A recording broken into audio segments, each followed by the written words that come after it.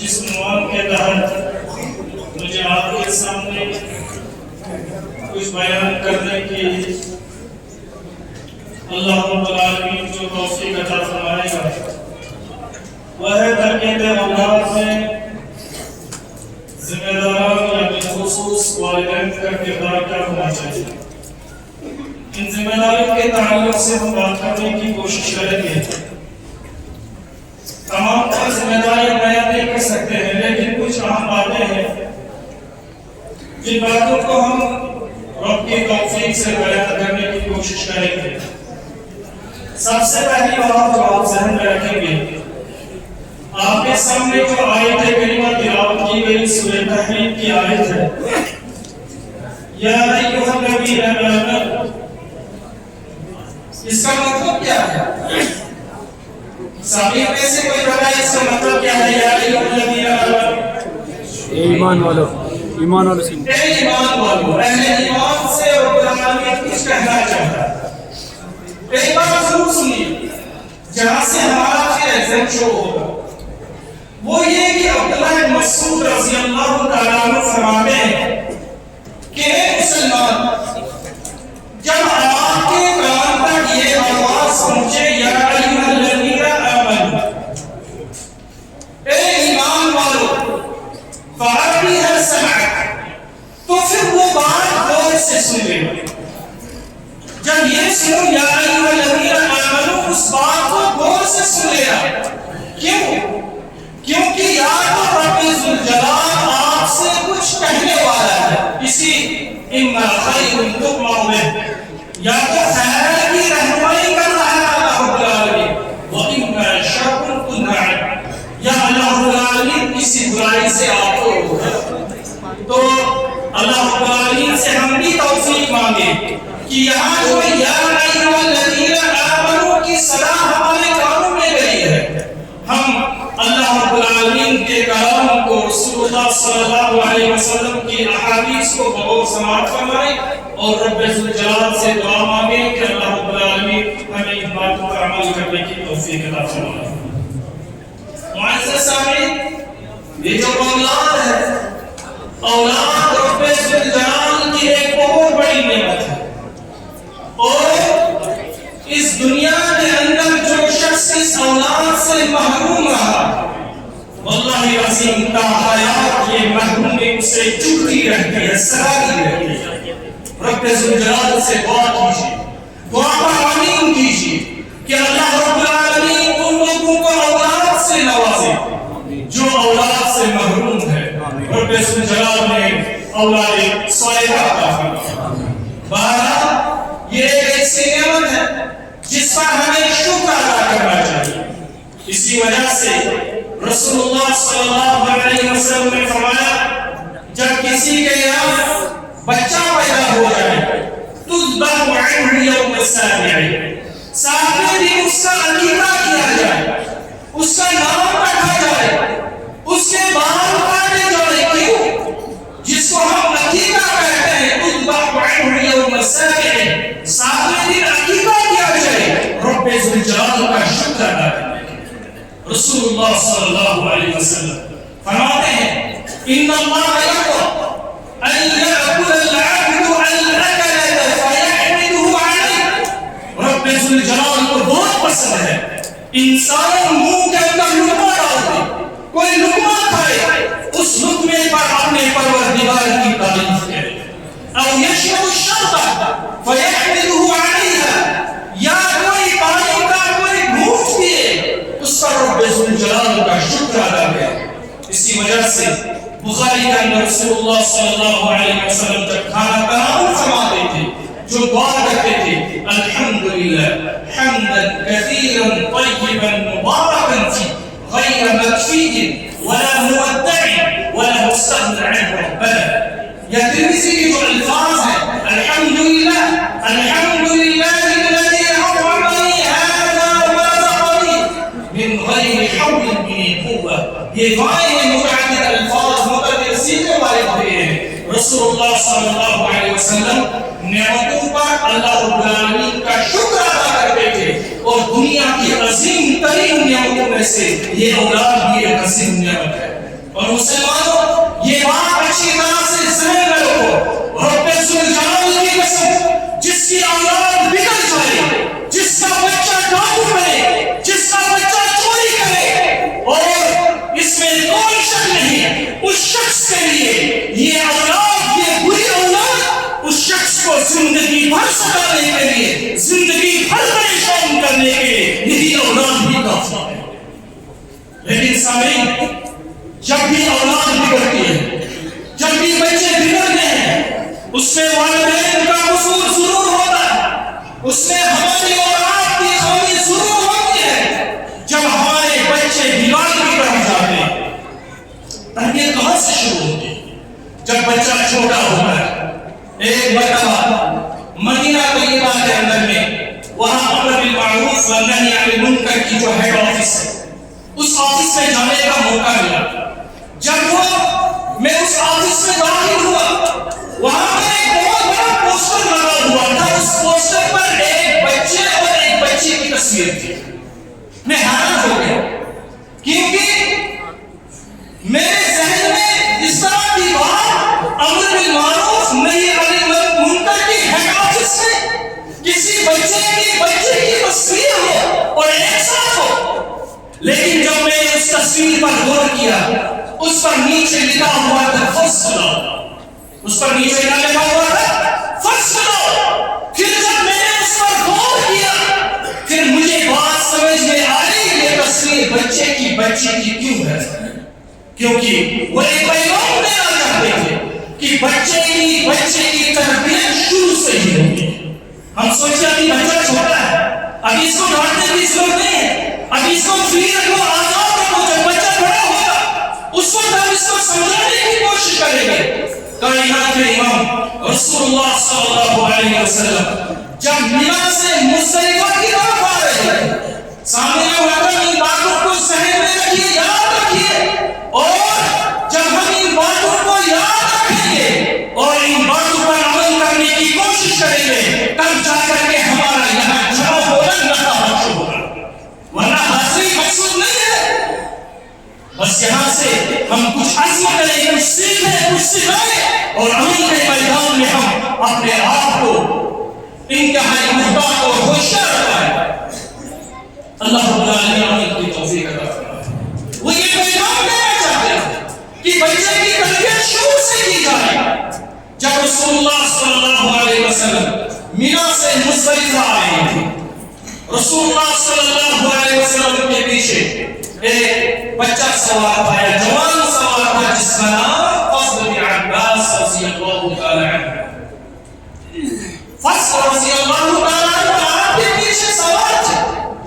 راستے میں ایک عورت کھڑی ہوئی، رسول اللہ صلی اللہ علیہ وسلم سے دعا پوچھنے لگی۔ وہ عورت انتہائی خوبصورت عورت تھی۔ یہ فضل بن عباس جو رسول اللہ صلی اللہ علیہ وسلم کے پیچھے بیٹھے ہوئے تھے، وہ بار بار اس عورت کو تاکنے لگا، اور وہ عورت بھی اس فضل رضی اللہ تعالیٰ عنہ کو دیکھنے لگی۔ دونوں حسین تھے، خوبصورت تھے، ایک دوسرے کو دیکھنے لگے۔ کائنات کے امام رسول اللہ صلی اللہ علیہ وسلم کو نظر پڑ گئی۔ آپ صلی اللہ علیہ وسلم نے فضل بن عباس کا چہرہ دوسری طرف کر دیا۔ سوچتے کوئی بات نہیں، سمجھ جائے گا، ابھی بچہ ہے، بعد میں سمجھ جائے گا۔ لیکن رسول اللہ صلی اللہ علیہ وسلم نے ان کی تربیت کی، اور آپ صلی اللہ علیہ وسلم نے ان کا چہرہ دوسری طرف موڑ دیا۔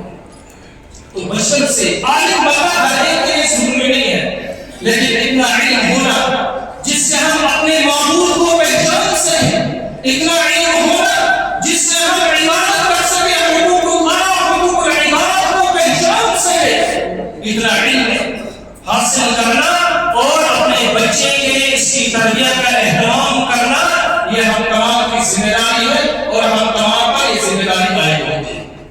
دوسری چیز، اختصار کے ساتھ کچھ باتیں میں آپ کے سامنے بیان کروں گا۔ دوسری چیز، اپنے اولاد کو، اپنے بچوں کو بری صحبت سے بچانا، یہ والدین کی بہت بڑی ذمہ داری ہے۔ خاص کر کے یہ ذمہ داری آج کے ماحول میں زیادہ بڑھ جاتی ہے۔ اپنے بچوں کو بری صحبت سے بچانا۔ آپ کو معلوم ہے ابو طالب جنہوں نے ایمان کو نہیں لایا، لیکن رسول اللہ صلی اللہ علیہ وسلم کی بہت زیادہ کوشش رہی، کاش یہ میرا میرے کان میں اگر لا الہ الا اللہ کہہ دیتا احاج لک بها عند اللہ، اس کلمے کے ذریعے سے رب ذوالجلال کے پاس میں حجت کروں گا. اس نے کلمہ پڑھا تھا لیکن صحبت ہوئی تھی. کسی صحبت تھی؟ ابو جہل کی صحبت تھی. کسی صحبت تھی؟ عبداللہ ابن ابی امیہ کی صحبت تھی. جب رسول اللہ صلی اللہ علیہ وسلم کہتے تھے کہ اے ابو طالب لا الہ الا اللہ کہو، جو بری صحبت تھی وہ کہتے تھے اترغب عن ملت عبد المطلب، کیا آپ اپنے دادا یا اپنے آبا و اجداد عبد المطلب کے دین سے پھیرنا چاہتے ہو یا اپنے آبا کے دین سے منہ موڑنا چاہتے ہو؟ صحبت نے اسے لا الہ الا اللہ نہیں کہنے دیا. تو بہت بڑی ذمہ داری ہے کہ انسان یا والدین بحیثیت ذمہ دار اپنے بچوں کو بری صحبت سے بچائے. ایک تیسری چیز جس کی طرف میں اشارہ کرنا چاہتا ہوں وہ ہے اپنے حلال روزی کا اہتمام کرنا. اپنے بچوں کو حلال کھلانا، اس کا کتنا فائدہ ہوتا ہے. میری نظر میں جو پوسٹر نظر آ رہا ہے اس کے ابتدا میں لکھا ہے قال ابن المبارک. ابن مبارک نے فرمایا یہ ابن مبارک کون ہے؟ کیا بتاؤں یہ عبداللہ ابن مبارک کون ہے رحمت اللہ علیہ. جب ان کی وفات ہوئی واللہ العظیم خراسان کی بستی کا خراسان کی دھرتی بھی رونے لگی جو عبداللہ ابن مبارک کا انتقال ہوا. ان کا نام عبداللہ تھا. ان کی تربیت کیسے ہوئی؟ ان کی تربیت کے پیچھے کون سا کردار تھا؟ ان کی تربیت کے پیچھے کون سا وہ کردار تھا جس نے عبداللہ ابن مبارک رحمت اللہ علیہ کو اپنے زمانے کا سب سے بڑا زاہد، سب سے بڑا ایماندار، سب سے بڑا عادل، سب سے بڑا عابد، سب سے بڑا فقیہ بنا دیا؟ یہ عبداللہ ابن مبارک رحمت اللہ علیہ. میں عرض کر رہا ہوں کہ حلال کمائی کا اہتمام کرنا اپنے بچوں کے لیے. ان کے والد ایک بات کے اندر مصوری کرتے تھے. غور سے سنیے انشاءاللہ ہمیشہ جب تک ہم زندہ ہے یہ باتیں ہمیں کام آئیں گی. ان کے والد ایک باغ میں، یہ جو باغ تھا انتہائی بڑا باغ تھا، اس میں مختلف قسم کے پھل تھے اور ایک باغ کے اندر ایک مزدوری کرتا تھا، باغبانی مزدوری کا کام کرتا تھا. ایک مرتبہ جب باغ کا مالک ان کے پاس کچھ مہمان آئے، ان کے پاس کچھ مہمان آئے. عبداللہ ابن مبارک جو مبارک عبداللہ کا باپ ہے، باغ کے مالک نے کہا تھوڑے سے پھل وہاں سے کاٹ کر لاؤ، میرے پاس کچھ مہمان آئے گے. ٹھیک ہے. وہ گئے اور باغ سے کچھ پھل کاٹ کر آئے، مہمان کے سامنے رکھ دیے، ان کے سامنے رکھ دیے. جب کھانا چڑھا لیکن وہ پھل اچھا نہیں تھا. باغ کے اندر اچھے بھی پھل اچھا بھی ہوتا ہے، کھٹا بھی ہوتا ہے، کچا بھی ہوتا ہے. وہ پھل ٹھیک نہیں تھا. کہا جاؤ واپس جاؤ کوئی اچھا سا پھل لے آؤ کیونکہ میرے پاس مہمان اس وقت تشریف فرما ہے. وہ گئے، پھر وہ پھل لایا باغ سے کاٹ کر کے، لیکن مالک نے پھر ناپسند کیا. کہا نہیں آپ نے اچھا پھل نہیں لایا، تھوڑا سا اچھا سا پھل لاؤ نا. پھر جب مجبور ہوا وہ یہ عبداللہ ابن مبارک جب ان کے والد کا نام جب وہ مجبور ہوا، انہوں نے باغ کے مالک سے کہا میں اس باغ کے اندر 20 سال سے نوکری کر رہا ہوں. کتنے سال سے؟ 20 سال سے نوکری کر رہا ہوں، لیکن آپ نے مجھے یہ اجازت نہیں دی ہے کہ اس باغ کے پھل کو میں کھاؤں.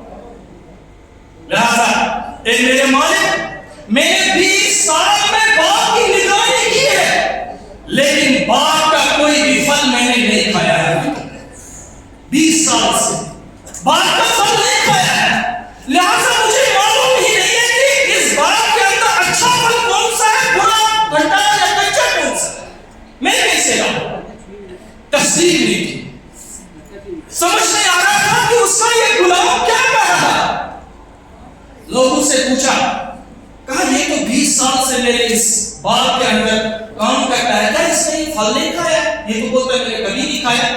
لوگوں نے تصدیق کی، کہا ہاں ہم اس کی شہادت دیتے ہیں 20 سال سے اس شخص نے آپ کے باغ میں سے ایک بھی پھل نہیں کھایا. ہم شہادت دیتے ہیں. یہ باغ کا مالک یہ تعجب میں پڑ گیا اور اس کے بعد کہا کہ میں یہ تصور ہی نہیں کر رہا تھا کہ 20 سال سے آپ میرے باغ کے اندر ہیں اور کوئی پھل نہ کھایا. اور اس کے بعد کیا کیا؟ کہا میری طرف سے آپ کو شاباشی وغیرہ جو اس کو کرنا تھا وہ سب. اور اس کے بعد اس باغ کے مالک کی ایک بیٹی تھی. یاد رکھیے ایک بیٹی تھی. مختلف قسم کے رشتے آتے تھے, رشتے آنے لگے. اور ایک مرتبہ اس نے سوچا کہ میں ان رشتوں کے متعلق اسی اپنے نوکر سے پوچھ لوں, اسی خادم سے پوچھ لوں ذرا کون سا رشتہ بہتر ہے. کہا کیا بات ہے مالک؟ کہا ایک مشکل پیش آئی ہے, ایک مسئلہ ہے. کہا اس طرح میری بیٹی کے رشتے آ رہے ہیں, بہت سارے رشتے آ رہے ہیں, آپ مجھے تھوڑا مشورہ بولے. کہا میں مشورہ دیتا ہوں. کہا مشورہ یہ ہے النصارى يحبون الجمال. کہا جب نصارى یہ جو عیسائی ہے نصارى ہے, جب وہ شادی کے وقت شادی کا انتخاب کرتے ہیں یا لڑکی کا انتخاب کرتے ہیں وہ حسن و جمال دیکھتے ہیں. وہ کیا دیکھتے ہیں؟ وہ شکلیں دیکھ کر کے حسن و جمال دیکھتے ہیں. اور فرمایا یہود یحبون المال. کہا یہود قوم جہاں ان کو مال کی پڑی ہوتی ہے وہ دیکھتے مال کہاں سے ملے گا, کہاں سے مال کی کمائی ہوگی زیادہ. اور واہل العرب یحبون الحسب والنسب.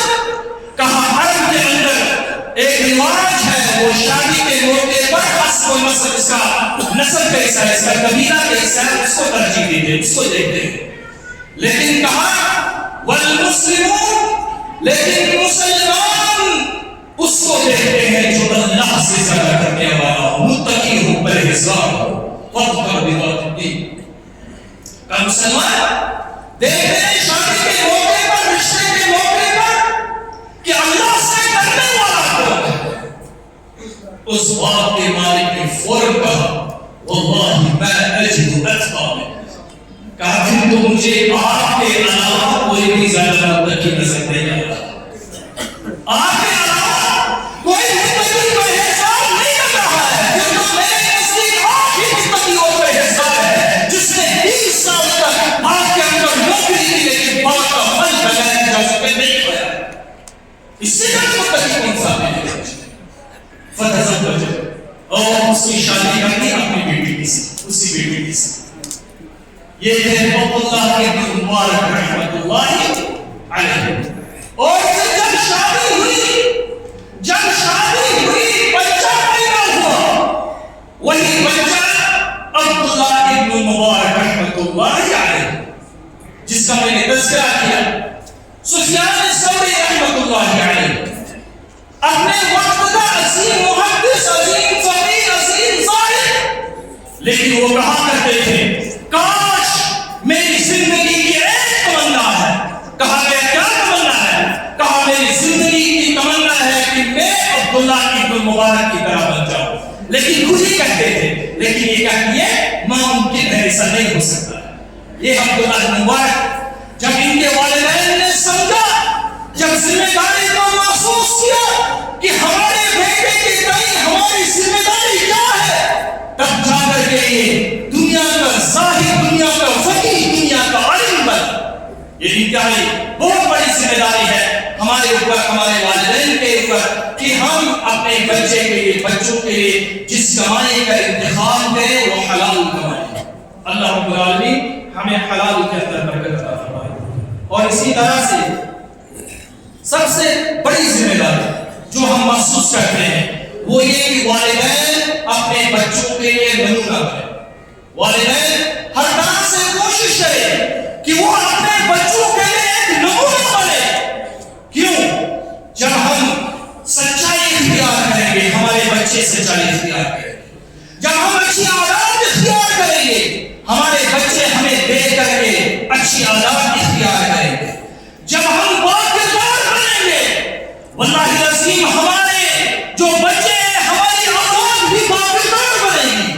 اس پر مجھے امام بخاری رحمۃ اللہ علیہ کا ایک چھوٹا سا واقعہ ذہن میں آتا ہے۔ امام بخاری رحمۃ اللہ علیہ جب ایک مرتبہ طلب حدیث کے لیے سفر میں تھے، کشتی جو سمندری کشتی، اس کشتی میں بیٹھے ہوئے تھے، کئی دن لگتے تھے سمندری سفر کرنے کے لیے، کشتی میں بیٹھے ہوئے تھے، کشتی میں اور بھی بہت سارے لوگ تھے، اور ایک شخص نے امام بخاری رحمۃ اللہ علیہ سے کافی دوستی لگائی۔ کشتی میں انسان کو کافی دن جب گزارنے پڑتے ہیں تو کسی نہ کسی دوست کو، شخص کو دوست ضرور بنانا پڑتا ہے، آپس میں کافی دوستی ہوگی، اور پھر آپس میں وہ ایک دوسرے کے رازوں پر بھی مطلع ہوئی۔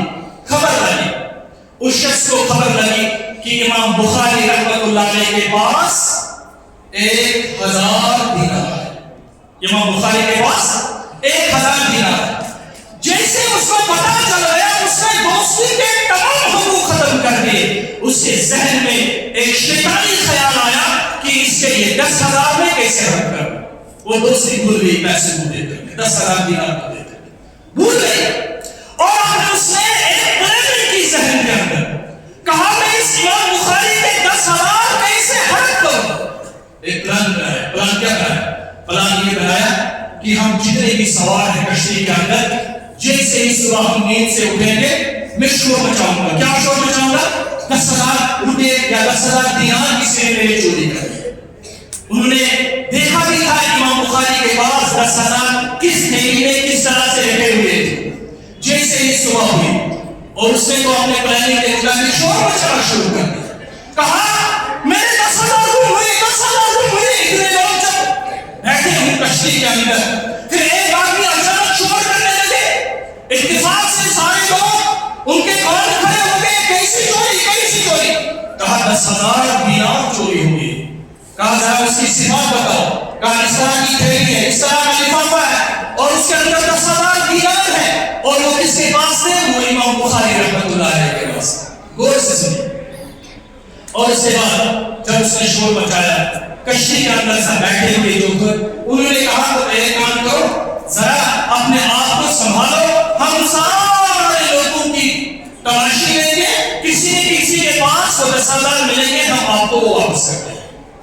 بہرحال ایک طرف سے تمام لوگوں کی تلاشی شروع ہوئی کشتی کے اندر۔ جب تلاشی ہوئی، امام بخاری رحمۃ اللہ علیہ وہ 10,000 نکالے اور سمندر میں پھینک، 10,000 دینار نکالے سمندر میں پھینک دیے۔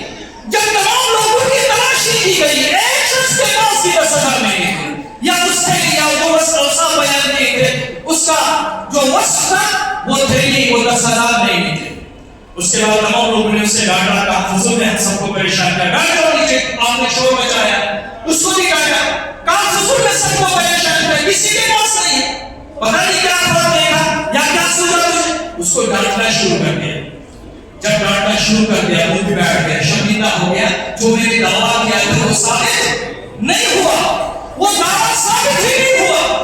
اور اس کے بعد پھر امام بخاری رحمۃ اللہ علیہ کو دوست ہی کہا کہ امام بخاری آپ مجھے بولو کہ آپ کے پاس جو 10,000 کی تھیلی تھی وہ کہاں گئی؟ جب ہم نے تلاشی لی گئی، ایک کے پاس بھی نہیں تھی، کم سے کم آپ کے پاس تو نکلی تھی، کیونکہ آپ کے پاس نہیں 10,000۔ کہا وہ میں نے 10,000 اٹھا کر کے سمندر میں پھینک دی۔ کہا کہ ایسا کیوں کیا؟ کہا میں نے اپنی عمر لوگوں کو، اپنی عمر میں نے فنا کی تھی لوگوں کا وشواس حاصل کرنے کے لیے۔ 10,000 کی وجہ سے اگر میرے اوپر خائن کا ٹائٹل لگتا، مجھے خائن کہا جاتا، میں رسول اللہ صلی اللہ علیہ وسلم کے دین کی خدمت نہیں کر سکتا۔ 10,000 کی وجہ سے اگر میرے اوپر اس طرح سا الزام لگتا، خائن ہے، میں نے جو بھروسہ کمایا تھا لوگوں کا پوری عمر، میرا یہ بھروسہ تمام بھروسہ ختم ہو جاتا۔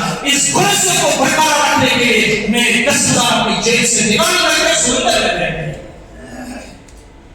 یہ کردار ہے جب ایک جوان اپنے کردار کی حفاظت کرتا ہے، جب ایک انسان اپنے کردار کی حفاظت کرے، واللہ العظیم ہمارا بیٹا بھی کردار بنے گا، ہمارا بیٹا بھی اچھا بنے گا۔ ہم دنیا کی تمام خرافات کے اندر مبتلا ہے، اپنے بیٹے کو فرشتہ صفات دیکھنا چاہتے ہیں۔ اگر والدین سگریٹ بھی تمام نشہ کے اندر مبتلا اور ڈرگس کے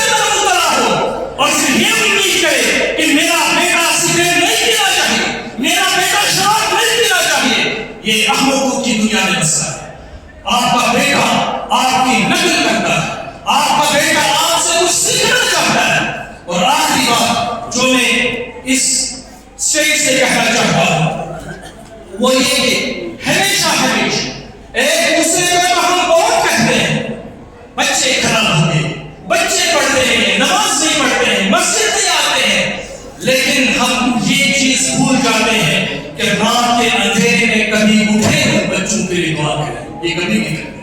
آپ اٹھے تو صحیح، رب الجلال سے دعا کیجئے، انشاءاللہ العزیز آپ کے بیٹے ستاروں کی طرح چمکیں گے. اور میری دلی آرزو ہے کہ ہم تمام جو ذمہ داران ہیں ہمارے بچے ستاروں کی طرح چمکیں. اللہ رب العالمین ہماری دعا کو قبول فرمائے. ایک آخری بات کہہ رہا ہوں. ابراہیم علیہ السلام، جب ابراہیم علیہ السلام کو رب نے کہا، کیا کہا؟ انی جاعلک للناس اماما، میں آپ کو لوگوں کا امام بنانا چاہتا ہوں. کیا بنانا چاہتا ہوں؟ لوگوں کا امام بنانا چاہتا ہوں. توجہ چاہیے، ایک آخری نقطے کی طرف توجہ چاہیے. کہاں بس سے بات بچوں کے لیے دعا کیجیے، اللہ سے دعا مانگیے. اور جب ابراہیم علیہ السلام کو رب نے کہا کہ انی جاعلک للناس اماما، میں آپ کو لوگوں کا امام بنانا چاہتا ہوں. انہوں نے سوچا میں تو امام بن جاؤں گا، لیکن جو میرے بچے ہیں وہ من ذریتی، کہا میں تو امام بن جاؤں گا لیکن بچوں کی فکر کی. اور جب بچوں کی فکر کی دینی تربیت کی، اللہ رب العالمین نے 4 نسلوں میں امامت باقی رکھی. 4 نسلوں میں امامت باقی. ابراہیم علیہ السلام امام نبی، ان کے بیٹے اسحاق علیہ السلام نبی، اور ان کے بیٹے یعقوب علیہ السلام نبی، ان کے بیٹے یوسف علیہ السلام نبی. اسی وجہ سے رسول اللہ صلی اللہ علیہ وسلم کو کہا گیا من اکرم الناس، نسب کے اعتبار سے سب سے بہترین نسب کس کا ہے؟ رسول اللہ صلی اللہ علیہ وسلم نے فرمایا یوسف نبی اللہ ابن نبی اللہ ابن نبی اللہ ابن خلیل اللہ. کہا سب سے بہترین نسب جس کا ہے یوسف نبی اللہ، یوسف علیہ السلام، ان کا بیٹا ابن نبی اللہ، ان کا بیٹا یعقوب علیہ السلام، ان کا باپ یعقوب علیہ السلام ابن نبی اللہ، ان کا دادا اسحاق علیہ السلام ابن نبی اللہ، ان کا پردادا ابراہیم علیہ السلام. یوسف نبی اللہ ابن نبی اللہ ابن نبی اللہ ابن خلیل اللہ. اور سب سے آخری بات اور سب سے آخری سوچ اور سب سے آخری ذمہ داری وہ یہ کہ ہم ہمیشہ اپنے بچوں کے لیے دعا کریں. اللہ رب العالمین سے ہم دعا کرتے ہیں الہ العالمین ہمارے بچوں کو اولاد صالحہ بنا، الہ العالمین ہمارے بچوں کی حفاظت فرما، الہ العالمین نوجوانوں کی حفاظت فرما، الہ العالمین بزرگوں کی حفاظت فرما، الہ العالمین ہمارے مسلمانوں کی حفاظت فرما، الہ العالمین علماء کی حفاظت فرما، الہ العالمین مسجد کے اندر بیٹھے ہوئے سامعین کی حفاظت فرما، الہ العالمین ہم تمام